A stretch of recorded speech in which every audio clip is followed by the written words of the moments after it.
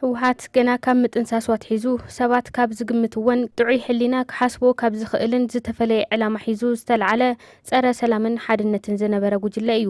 ከይተበደለ ተበዲለ፣ ከይተወጽዐ ተወጽዐ፣ ከይተዓፈነ ተዓፊነ ምባል ምሕሳው ምትላልን ምድንጋርን ተፈጥሯዊ መንነቱ ዝኾነ እዚ ጉጅለ ብሹም ነፃ መውፅኢ ናብ በረኻ ወፀ። ብቐጥታ እውን ጉዕዞኡ ናብ መሬት ወልቃይት ጠገዴ ሰቲት ሑመራ ገበረ። መጀመርያ ናይ ሓባር ጸላኢና መንግስቲ ደርጊ ብሓባር ተቃሊስና ነውድቕ ዝብል ናይ መደናገሪ ሓሳብ ብምቕራብ ንምትላል ፈተነ። ሓሳቡ ዘይተዋሓጠሎምን ዝሓሰቦ ሸርሒ ቀዲሞም ዝበርሀሎም ልባማት ኣይኸውንን በሉ። እዚ ሲዒቡ እውን ጎንፅታት ምልዓል ጀመሩ። ኣብ መንጎ ከፋኝን ኣብ መንጎ እቲ ሌባ ጉጅለን ተደጋጋሚ ኩናት ተኻየደ። ብ1972 ኣብ ዘካየድዎ ኩናት ሕማቕ ስዕረት ተሳዒሩ ተከዘ ተሳጊሩ ኸደ። ኮይኑ ግና ዓይኖም ካብ መሬት ወልቃይት ጠገዴ ከልዕሉ ኣይከኣሉን። ዝኾነ ይኹን ዓይነት ግፍዒ ፈጺሞም ዝዓለምዎ ሸርሒ ንምስኻዕ ተመሊሶም ኣተው።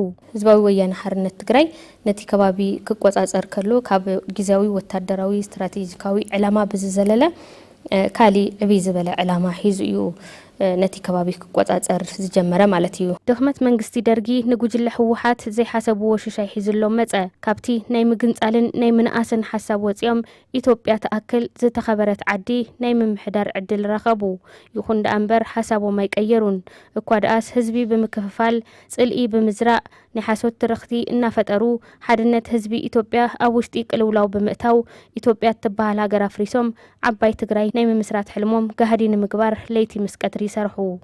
እዚኣ ተኣክል ኢትዮጵያ ዝተባሃለት ዓባይ ሃገር ምምሕዳር እናኸኣሉ ግን ብሰላም ኣይኮነን ዝነብሩ ነይሮም። እቲ ካብ መጀመርያ ሒዞሞ ዝተልዓሉ ኣተሓሳስብኦም ከይቀየሩ ነዛ ሃገር ብምክፍፋል ህዝቢ ኢትዮጵያ ብምፍልላይ እቲ ሓደ ኣብ ልዕሊ እቲ ኣብቲ ሓደ ማሕበረሰብ ንኽዘምት እቲ ሓደ ነቲ ሓደ ንኽጸልኦ ሓድነት ንኸይህሎም ጽልኢ ናይ ጽልኢ መንፈስን ናይ ምፍልላይ ናይ ምክፍፋል መንፈስ ክሓድር ብምግባር ኢትዮጵያ ትበሃል ሃገር ኣፍሪሶም ንሳቶም ካፍቲ ነቲ መጀመርያ ዝተልዓሉሉ ዕላማ ትግራይ ሪፐብሊክ ምምስራት እዩ ዕላምኦም ነይሩ ማለት እዩ።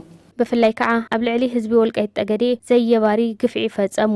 ኣብቲ ንምምስራት ትግራይ ሪፐብሊክ ከም ዓንዲ ሕቆ ዝተሓሰበ መሬት ዝነብር ነባር ህዝቢ ኣምሓራ ብታሪኽ ተራእዩን ተሰሚዑን ዘይፈልጥ ጨፍጫፍ ማእሰርቲ ምንግልታዕን ስደትን ከተኣናግድ ገበሩ።